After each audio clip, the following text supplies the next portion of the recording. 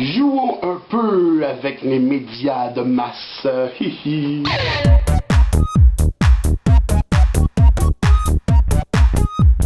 Ok, c'est toujours une grande surprise pour moi de voir à quel point les médias de masse se foutent des vraies choses, refusent de parler de causes vitales et je ne sais pas s'il y a quelqu'un qui les menace, je ne sais pas s'ils sont achetés, je ne sais pas ce qui se passe, mais je sais qu'ils ne sont pas de notre bord.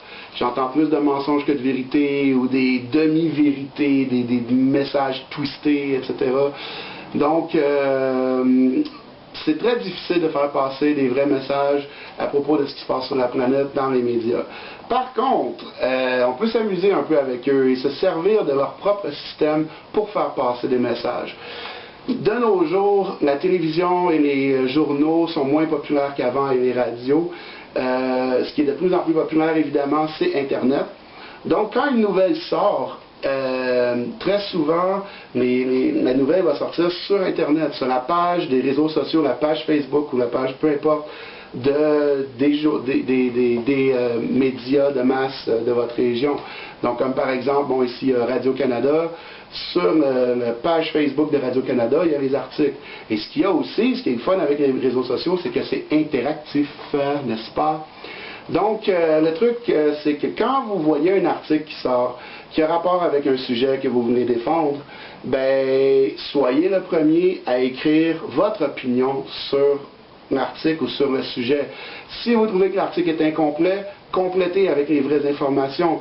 Si vous trouvez que l'analyse qu'ils font du sujet est fausse, mettez votre propre analyse. N'hésitez pas à dire cet article ne fait pas une analyse complète du sujet. Les journalistes ne sont pas des dieux qu'on doit respecter tant que ça. Ils travaillent fort, oui, mais ils ne disent pas nécessairement la vérité. Quand ils mentent, il faut le dire, c'est notre responsabilité, c'est notre vie, c'est notre santé qui est en jeu. Donc, n'hésitez pas à les corriger, à donner votre opinion, à dire qu'ils mentent quand c'est le cas. Si vous voulez faire ça, en fait, ce qui se passe, ce qui est intéressant quand on fait ça, c'est que les autres personnes, surtout si vous êtes dans les premiers commentaires, les autres personnes qui vont venir lire l'article et laisser des commentaires, ils vont lire votre commentaire. Et souvent, ce qui se passe, surtout si vous dites la vérité, c'est que toute la discussion qui va suivre ne parlera plus de l'article, mais va parler du sujet que vous avez amené. Donc, c'est une façon d'utiliser les médias pour faire passer des messages. Si vous voulez faire ça, quelques règles à respecter pour éviter de vous faire blesser. Premièrement, dites la vérité. Essayez pas d'inventer des affaires pour gagner un argument, pour gagner une dispute sur Internet, ça ne donne absolument rien.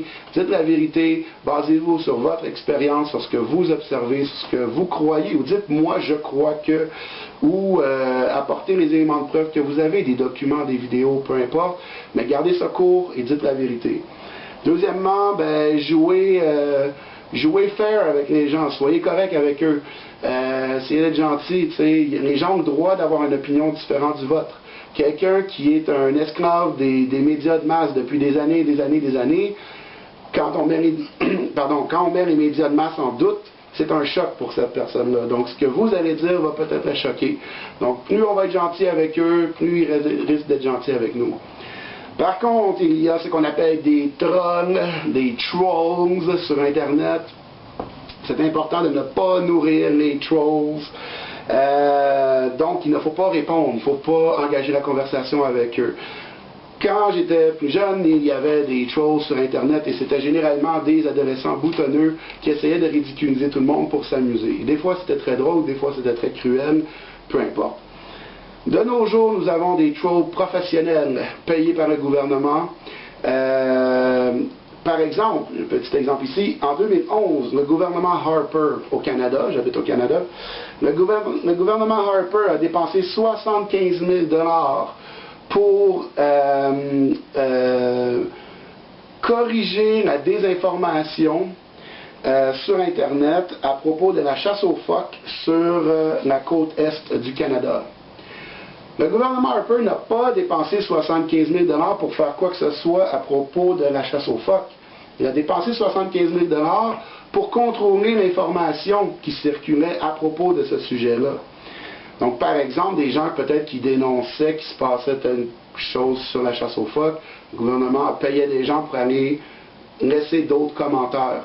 Donc, il y a des faux internautes qui sont en fait probablement des agents dans un petit cubicule quelque part, ou peut-être qui travaillent chez eux, et qui passent leur journée à laisser des commentaires pour influencer l'opinion des gens. Ce n'est pas une croyance, c'est une réalité. Le budget pour ça, on parle de 75 000, juste pour la chasse aux phoques sur la côte est canadienne en 2011. En 2011, le budget global pour cette opération-là, je veux dire du Canada entier, était estimé à 80 millions de dollars. Je suis persuadé que c'est beaucoup plus aujourd'hui parce que ça monte chaque année, ces choses-là. Donc, il faut faire attention. Quand vous voyez que des gens arrivent avec des explications officielles, mais que vous savez qu'ils sont fausses, engagez pas. Même moi, j'écris carrément, je crois que vous êtes un troll professionnel, puis j'ai pas intention de parler avec vous. Pourquoi il ne faut pas parler avec eux? Parce que, premièrement, ils vont sucer votre énergie. Ça prend énormément d'énergie, défendre des causes comme ça. Ça peut créer beaucoup d'émotions, etc. D'avoir des gens qui viennent nous démolir sans raison, on n'a pas besoin de ça dans notre vie, donc embarquez pas. Ça vous fait perdre votre focus aussi. T'sais, pendant qu'on met de l'énergie à essayer de convaincre cette personne-là qui ne veut rien savoir de toute façon, qui est payée pour dire le contraire, on perd le focus, on n'est pas en train de faire de la vraie sensibilisation. Donc, il ne faut pas perdre notre temps avec eux. Si vous êtes des administrateurs de pages qui sont reliés à des causes, n'hésitez pas à écrire sur votre page. Moi, j'ai écrit quelque chose du genre quiconque va tenter de décourager la sensibilisation à tel sujet sur cette page va tout simplement être banni sans aucun autre avertissement. Donc, dès que je vois quelqu'un qui fait de la désinformation, je le coupe, je m'en débarrasse et je vis plus heureux comme ça. Donc, amusez-vous bien, jouez gentiment avec vos nouveaux amis sur Internet, puis faites sortir la vérité parce qu'on en a besoin. Merci.